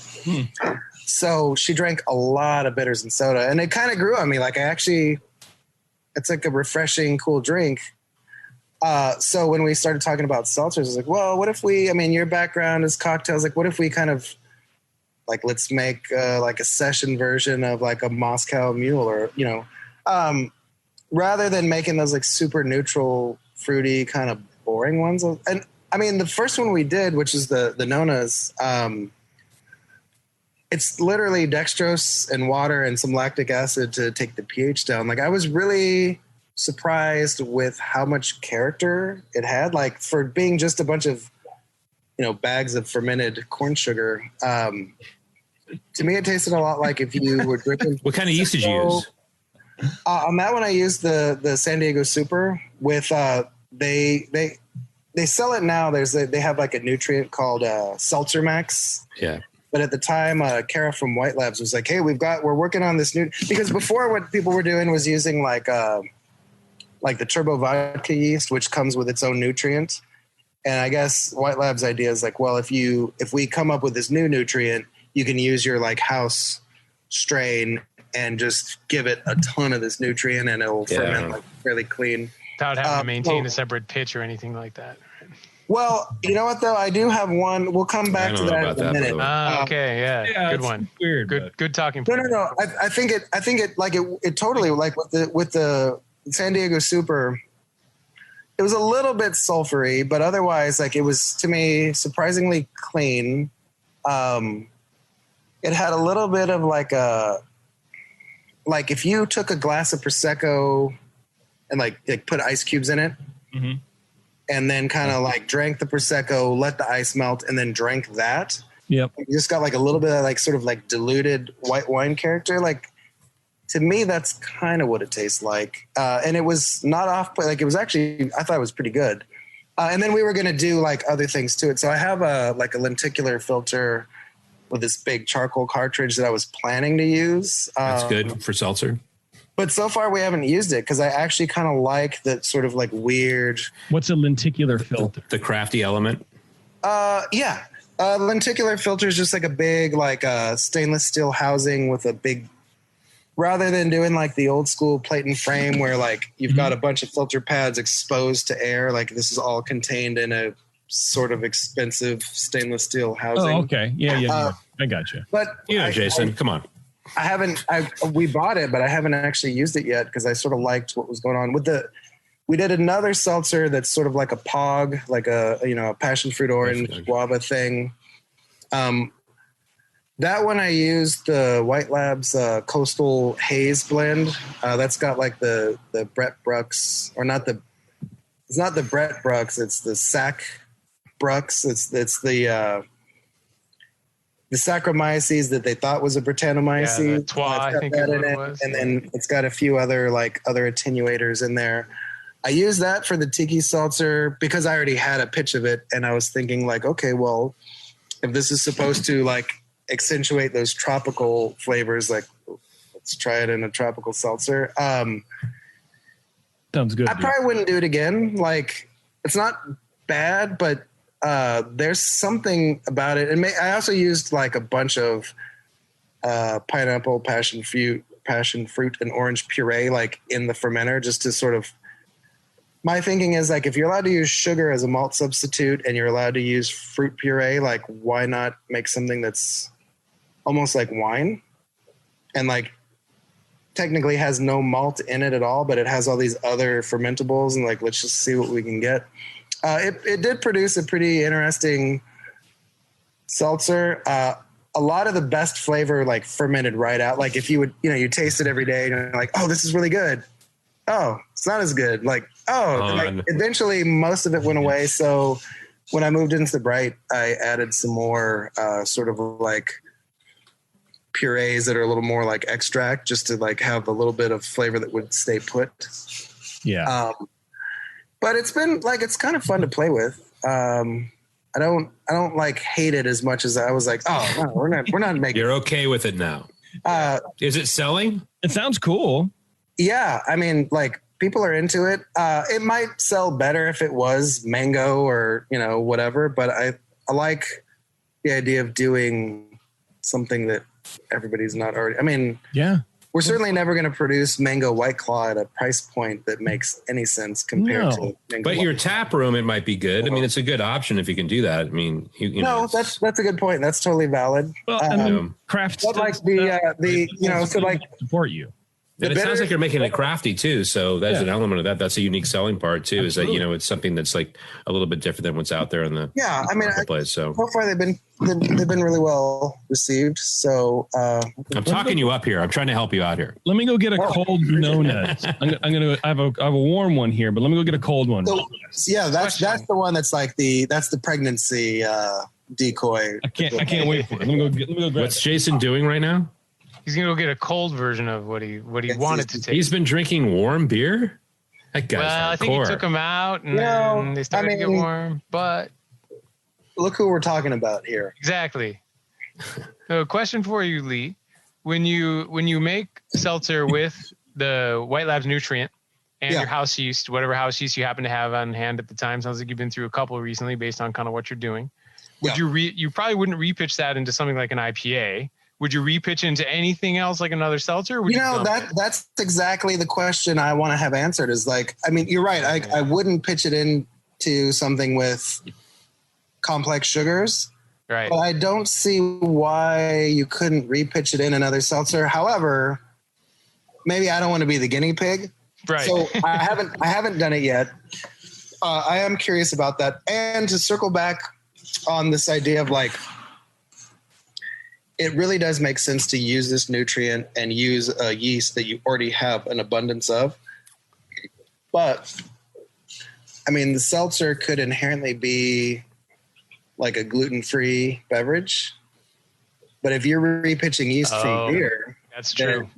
Then technically, you're kind of crossing streams there, right? Absolutely. So, I mean, bring it back to the Ghostbusters. Yeah, there you go. Thank you for bringing it back. I've been telling the guys like, hey, don't call it gluten free. I mean, I even wonder too, like, I mean, certainly, I think you can run your kettle and heat exchanger through. So if you can't get the gluten out of there, then you probably also can't get whatever will ruin your beer out of there, right? So, like, I think you can get the kettle and the heat exchanger and your wort lines sufficiently clean to produce a like gluten-free product. Well, you could call it like crafted to reduce gluten, but if you want to call it gluten-free, you have to take it out to a third-party lab. You have to go through those scenarios. You have to and you're also opening yourself up to that that level of liability. So I don't think unless you were strictly a gluten-free facility, production facility. Yeah. I don't think it makes sense to try to do anything above and beyond like gluten reduced. The problem there though is that like the test for gluten free and gluten reduced, well, for gluten reduced, like it's a tighter test and it's not very accurate. So you could in theory produce a beverage that tests okay, but it might still make somebody ill. Yeah. And that's not my objective. So I think, that's the thing. It's sort of the way they put the disclaimer on like, this was produced in a facility that packages milk and nuts and whatever else. I think you just have to say like, it's mostly fine, but if you've got a real problem, then well, you over explain it. We do the same thing. We put out a seltzer and we do some other stuff like that, and it's all made on equipment that makes beer. So we go through this big explanation and say we've tested it. It's at this level, but we don't test every batch. It's like craft to reduce gluten, which is a key. It sort of telegraphs to the consumer that you're doing your best. But if you're like hardcore, then if you've really you need to like pull it back a little bit and like, okay, maybe you don't want to have this, but but that's up to them. I mean, there is some onus on everything. We did so that the Nonas, we do have a girl here who is like, she's not like diagnosed as officially celiac, but I think she is. She could have that seltzer. It was fine. but I gave her a little bit of a beer that we used Clarex in, which in theory can like break gluten down and reduce it to pieces that don't hurt you. And that didn't work. Fucked her up. That sent her straight to the bathroom. Straight to the bathroom. It's nice to have an in-house guinea pig. Here, try this. Tell us what happens. So the seltzer, I think also it may partly depend on your pitching practices. Like if you're doing like a cone to cone transfer and you're not totally sure like when it goes from like really dense slurry to like, not so good. Like maybe you're just sending extra gluten in there that doesn't need to be there. Maybe if you have more sophisticated harvesting and repitching techniques, like maybe you could kind of mitigate that. I don't know. Yeah. This is a pretty small place, so I can't get too fancy with it. Yeah. This Nona's is great. So it's just, what kind of bitters is it?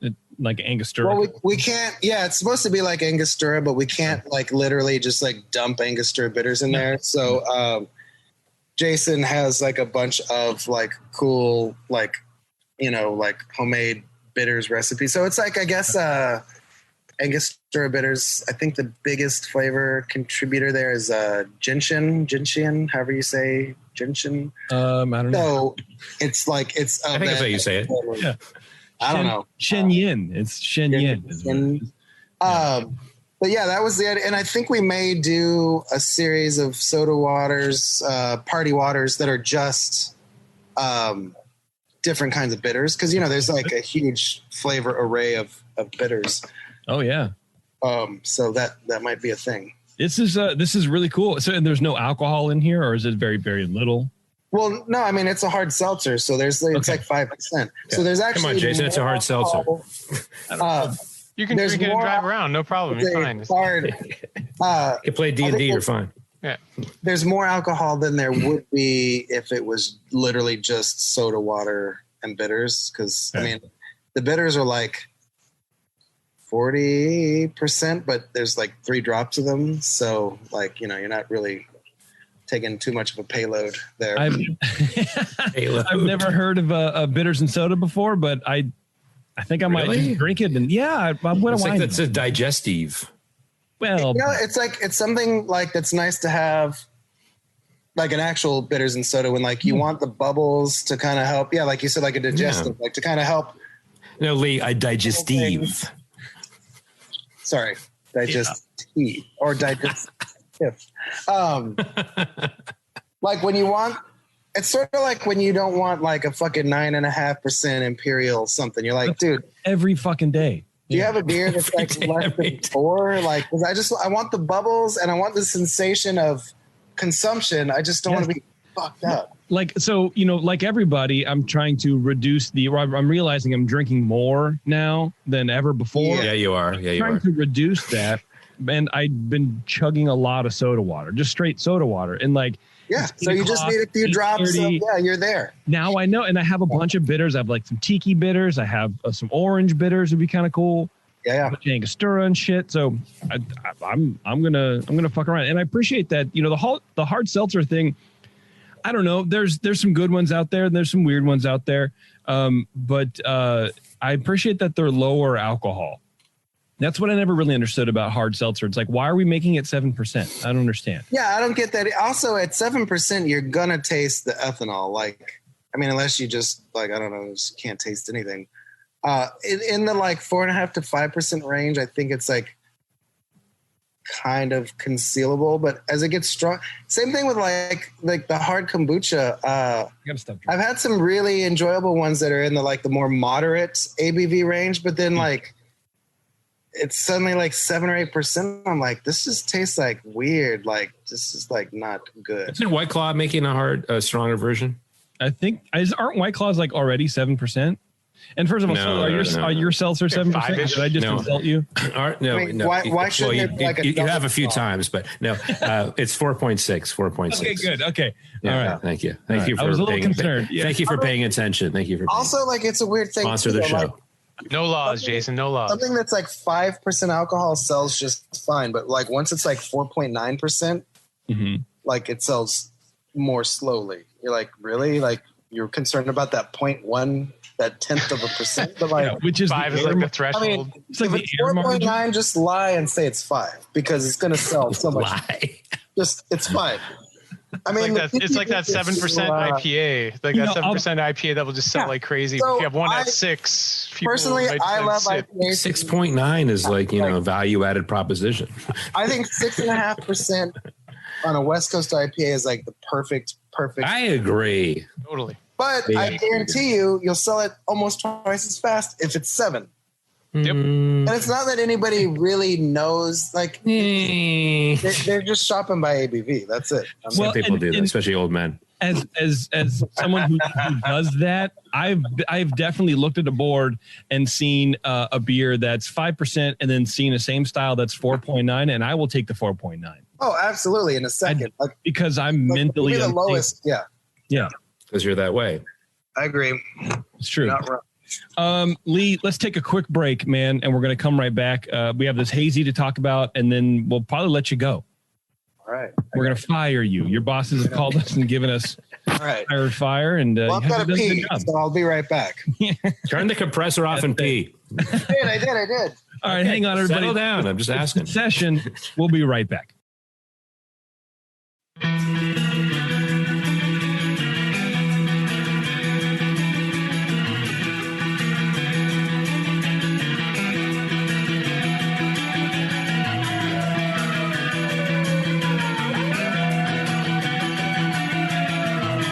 You're tuned into this session. Because life's too short to listen to crappy radio.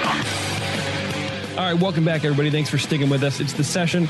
We're hanging out with Lee Bakofsky from Party Beer Company in Los Angeles, California. And we're sort of wrapping up the bitters and soda segment, which is really all I'm calling it, but it's mainly like a hard seltzer thing. But yeah, so I have this book. It's a Trader Vic's bartender's guide from 1950, whatever. And it's tons of these classic cocktails that nobody's ever heard of anymore because nobody drinks 2-ounce cocktails anymore. Or maybe there's 3 ounces of liquid maximum. And this would be the thing. The bitters and soda would be something like that in there as like a refresher or an aperitif, like you guys were talking about.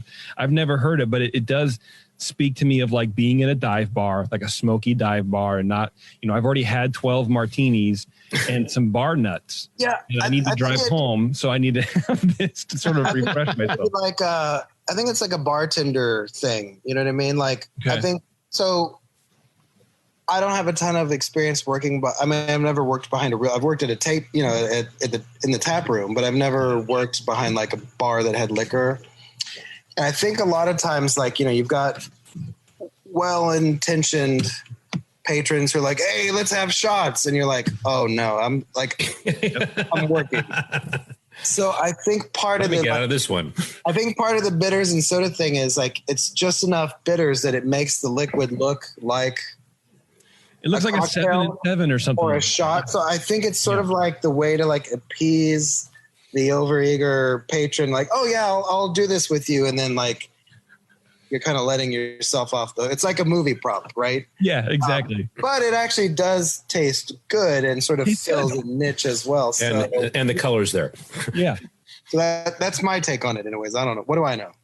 Speaking of other things, we have Destroyer of Worlds Hazy IPA, and I'm gonna throw this label up on the camera, and I want you guys to look at it. It's pretty fucking amazing. Oh, that's great. That's good. It's a cat shooting laser eyes. Laser eyes. Fire everywhere. It's rad, man. Who does your label design? Well, so that's one thing that I don't have to do anymore that I did do at Eagle Rock. All the labels, and I enjoyed doing it, but you were good at it. I liked it. It's also kind of, and I've done a couple for them since then, but it's kind of nice to not have to do that anymore. Is that your ringtone? Oh, that was my wife. Yeah. I'll get to that one in a minute. I guess nope. Well, maybe I have to get to that. What is that? Yeah. Why don't you just answer it on the air? The Miami club, we the best. Honey, I'm on the air right now. Maybe I'll just send her a picture. That's right. So anyway, with the, she sent me a picture of my kid eating. Oh, well, here, I'll share that with everybody. Hold on. How do I do that? What's he eating? Paint? I think that's a whole bunch of yogurt. He's drinking a hazy IPA. You know what? I think that's a hazy IPA. My kid eating yogurt too, just pounding. I think one thing with like in the world of like hazy IPA or maybe just like contemporary IPA, I'm kind of interested in the idea of like maybe developing sort of an IPA style that's like unique to this place and not necessarily representative of like, oh, it's a West Coast IPA or it's a New England style IPA or whatever. Like that beer, I mean, it's hazy in appearance, but it's pretty much a West Coast IPA. It really is, man. Like you can see in the can, the hazy West Coast IPA. It's hazy. I mean, I just like a new style. I don't like when they're super murky. Not like, sweet but bitter. Like I do like the idea that maybe you don't need 1 million IBUs to like have a nice, enjoyable, like crisp beer. But I think it goes back, and maybe you need more than single digit IBUs. That's okay.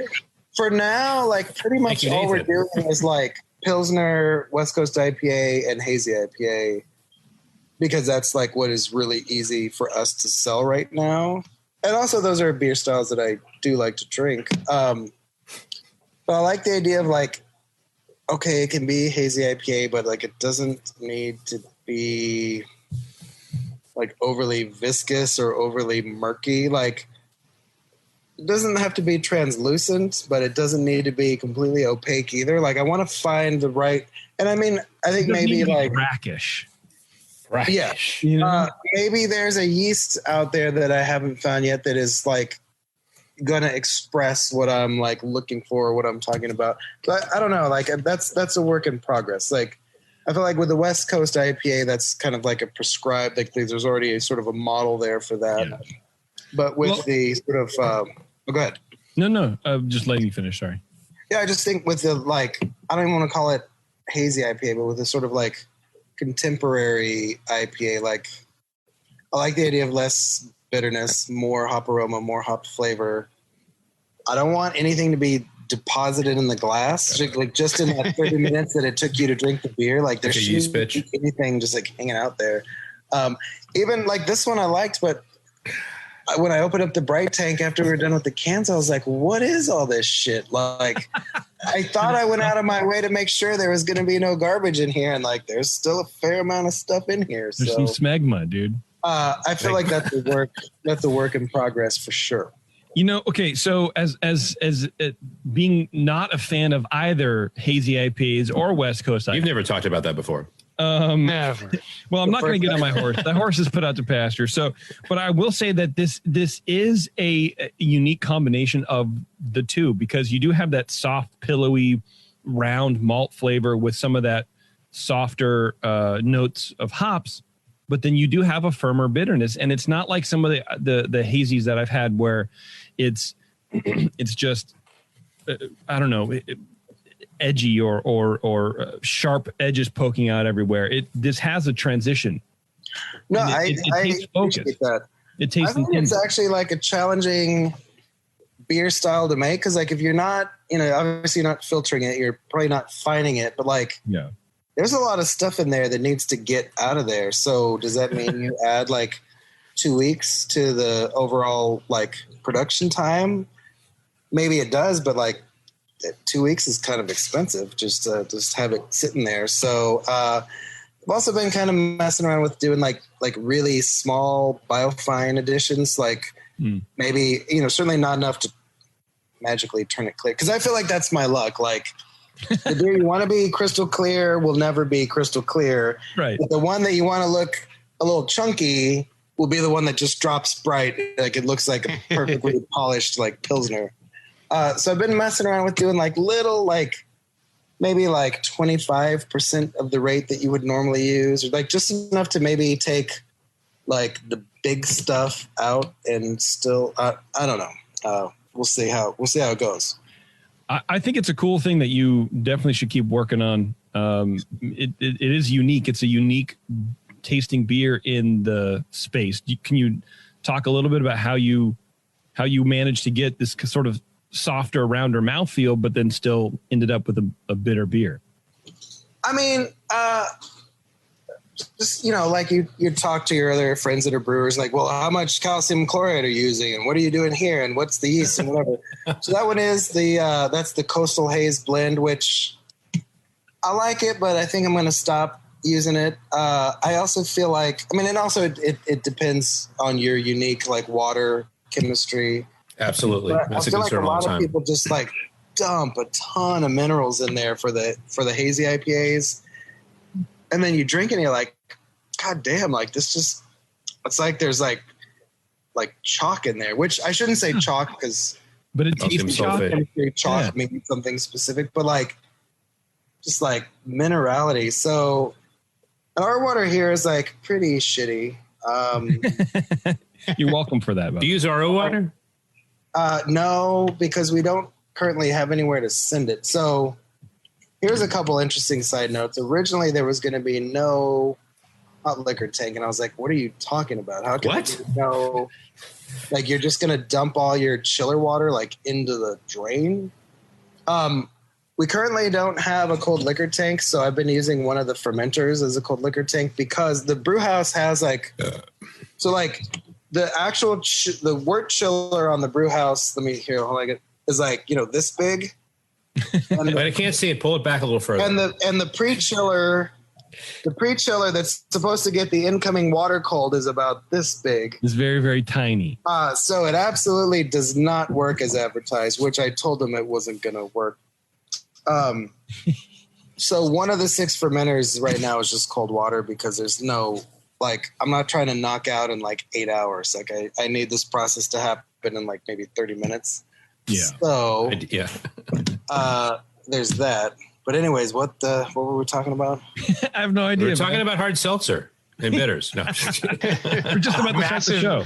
Massive minerality and how. Oh yeah, how weird it is sometimes. LA is challenging for water. I mean, I grew up in LA, and when I was homebrewing, I would use distilled water and add back because I had those challenges. Eventually, I should have sent you guys like a schematic of the layout here because it's pretty small, but we do have a pretty big cold box. Nice. So eventually, I'm going to put a plastic cold liquor tank in the cold box. Not because I'm going to use the cold box to get it cold, but because that's the only space I have left. It'll help. So I'm just going to like stick it in the corner. The cold box is at 40. Like cold liquor can be at like, I like it around 40 or 42.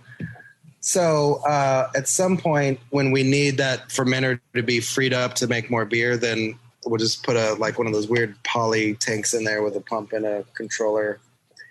And that'll be that. At that point, we could do I like the idea of maybe doing like partial RO just to like take the overall mineral load down. Add it down a little bit. Yep. At the same time, it's such a wasteful process. Like, I mean, even like the really good ones are like, I think like 4-to-1 or something. Like you're still dumping a lot of it is mineral laden water into the drain. So maybe there's like a balance in there where it's like, you can water your landscape with it. We could. We just got some palm trees. It's getting dark. There you go. Palm trees. Yeah. Otherwise, I would show you a picture of the palm trees. But tell me about your hopping for this. How do you go bitter but not over bitter, but still that firm bitterness? Well, that one was just like I've been doing a lot of like no 60-minute editions, just a Whirlpool edition. I did like there's I don't think did I send you the Prom Pilsner? I guess I didn't send it. No, you didn't. And now I'm offended. So that one was I am too, by the way. Like 175 degree Whirlpool, like take it down, do a much bigger hop edition, whatever. I'm not completely sold on that yet. But the one you're drinking, like no 60-minute edition, just a big like Citra Mosaic at the end, and then in the fermenter Citra Mosaic and Strata. I mean, I wouldn't think that would impart such a bitterness. I think it largely depends on the hops, because like if this is like a 15 point whatever alpha acid hop, then like putting that into a Whirlpool for 20 or 30 minutes at 210 degrees, like you certainly get a lot of bitterness. Like maybe it's a little bit more than I want. Is it? I've been kind of like toying with the idea of maybe using like, there's a lot of cool new like hop extracts. So maybe you do like a little bit of extract so you can still have the ability to use your heat exchanger to bring the wort down a little bit before you knock out. I did on one of the beers, I kind of forgot I did like a Warrior edition at 60 minutes, and then I did the 175 degree whirlpool, and I was like, "Oh, wow!" You forgot? Like, how did you forget that? Well, I was. Wait, what is going on? I'm not. I feel like you're on a satellite at a brewery. You're it's almost like you're there working alone or something. Exactly. What's going on? You're like, I am here. I added Warrior hops to the late edition. Like, I do really well when I pick one thing at a time and focus on that. But once I get into the multitasking, don't tell your owners that. So, yeah, it was, like it worked, but there was a lot of stuff moving in and out of that heat exchanger. I was like, oh, dude, it's going to take me like 3 weeks of like. To break that bad boy down. Or I could open it up, but I don't want to open it up. That's what I said, yeah. So I just. It's like heart surgery. Just nuke it. Just nuke it down over a couple weeks. It'd be fine. I mean, like that's what we use, really hot water to sanitize it, and that mostly works. So, well, I mean, honestly, man, I think this is pretty much a unique hazy IPA in the landscape because, again, it does start off like you would think a hazy IPA would, but it does have that bitterness. So you can. Is it a conscious thing where you want to hit people in both markets? Of like you want a bitter IPA, but you want also the juicy thing, and you don't know what to do, or are you just trying to create something? No, I mean, like I don't want to sound like cheesy, where I'm like, oh well, we make the beer that we want to drink, and then we sell the rest. Yeah. But at the same time, I'm like, well, especially when I'm the only one here, I'm like, it's only my taste buds, so like, I don't satellite alone. Like, yeah, I don't want it to be. I just want to be able to drink a lot of them. Like, if it's too chunky, I can't drink that much of it. If it's too bitter, I can't drink that much of it. If it's, like if I look at it and visually it's just like off-putting, then I can't drink a bunch of it. So, and I'm sort of extrapolating. I'm assuming that like, well, if I don't hate it, then hopefully the rest of the buying public also doesn't hate it. Mm-hmm. So that's a good way to look at it. What do I know? I don't know anything. What are you talking about? You sound like me. You're reading my script. I'm just kind of like. I mean, and also I'm the self-deprecating brewer. Stop using my line. That's right. I mean, I'm also not trying to like appease the like lowest common denominator, but like, I don't know. I mean, if you think in your head like, all right, here's my like maybe like top 5 favorite beers, which would be a hard exercise to even do it in the first place. Yeah, absolutely. Yes, we know. Yes. Like, keep going. Are any of those top 5 beers the ones where like, well, I can have like 3 ounces and then like, that's it. I'm like, I'm done. Like, no, it's probably beers that you're like, dude, if I had to, I could drink this thing all day. Like, yes, Sierra Nevada Pale Ale, keep going. So that's what you want. It's kind of El Sully, keep going. But did I say El Sully? I'm sorry. Yeah. Oddly enough, I'm trying to debate between like Rogue Smoke and Schlinkerlaw right now. I don't know why. Maybe because it's in the air. I don't know. Maybe because we're slowly suffocating up here. But well, I mean, right now, right about that. Like, they cancel out. So if you drink it now, you won't taste any of the smoke. It's true. Well, you're gonna finally gonna taste the base beer because smoke times smoke equals less smoke. Negative, positive. Yeah. Wait, hold on a second. Can you do the math again for me on the whiteboard? 4 lefts equal right. And that's just 389. You'll be sprinkling ash in your beer a couple months from now, JT, when there's no smoke in the air. I gotta get the hit. Yeah. Well, Lee, man, you're doing a good job, dude. I think that you've obviously had your challenges. Not only leaving a very successful brewery that you've helped create the brand for and it's good friends and stuff like that. But to transition to another brewery that hasn't even been built yet, and then you're sort of there by yourself figuring all this shit out. I think you're doing great. No, it's great. The beers taste are pretty good. And it's a great story. I look forward to the day when you guys can come down here and me too, dude. Damn. Oh, hell yeah. Although actually you can come now. I'm the only one here. So you can actually, we should just, you guys, we're getting in cars. We're going down there. All right, let's go. JSX. Yeah, I mean, even the hazy, like, I like mask up and let's go. Arms reach, baby. Let's go. Sounds all right to me.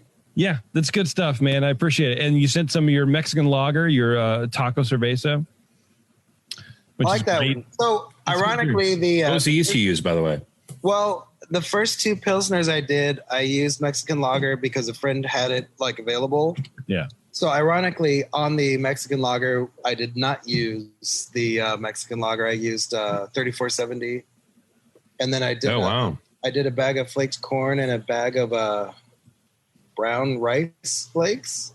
Huh. And I really like it. To me, like it tastes. Wait, what was that brown? What did you say? I wanted flaked rice, but they didn't have regular flaked rice. They only had like flaked brown rice. Brown rice, okay. Which is like a little more characterful. But I really like the beer. Like, I mean, I feel like that sounds great. I'd like to try that. I was thinking in West Texas. Well, I will send some your way. Send me coordinates. Oh man, yeah. I was about to offer some of mine, but hell no. Now I'll drive. We're all driving down there tonight anyway, so I mean, we don't even have to do that. Well, then I'll just stay put. That'll be perfect. Stay there, wait for us. Don't go home. Kath will understand. I mean, I've got stuff I can do. It's fine. I do have to start that D&D game, but it's fine. I'll probably be wrapping up about the time you guys get here, so it'll be perfect. That's true. All right, everybody, you can go to partybeer.co to learn more about Party Beer Company. And of course, they're on Instagram as well. And your Instagram, I was commenting to Nate before the show, it's very hip. You got like a lot of the pastel coloring. Real like, cool, yeah. Yeah. Hip colors. It's trendy as hell, man. That's not my department, but I do think it looks good. Definitely give them a follow, man. It's good stuff. Well, it was really good to see you guys, man. Thanks for having me. It's been a while. Yeah, definitely, man. It's been too long, but that's where we are right now. Well, one of these days we'll do something in person. It'll be splendid. Man, I can't wait. We're gonna hug so many people. There's Nicole. Speaking of hugging people, what's Nicole doing? That was weird. That was like an acid trip right there. Yeah. What was that? All right, guys, go support Party Beer Company, partybeer.co. And of course, don't forget about our other shows like Brew Strong. I'm currently editing several Brew Strong shows at once. So those are going to be up very soon. I have 2 Dr. Homebrew episodes that should drop, I think, within the next couple of days. So there's that. I'm also going to be doing another live session on Monday for you live listeners. I have no idea who it's with. Bev sent me the information, but I haven't read it yet. But I will be here at 5 o'clock on Monday to talk about some more beer with you guys too. So check it out. Lee, thanks again, man. I really appreciate it. It was very good seeing you as well. Thank you, guys. It was great, man. I appreciate it. I will hopefully see you sooner than later. Absolutely. All right, Lee. Take care, man. All right. Adios. Bye, guys. Guys.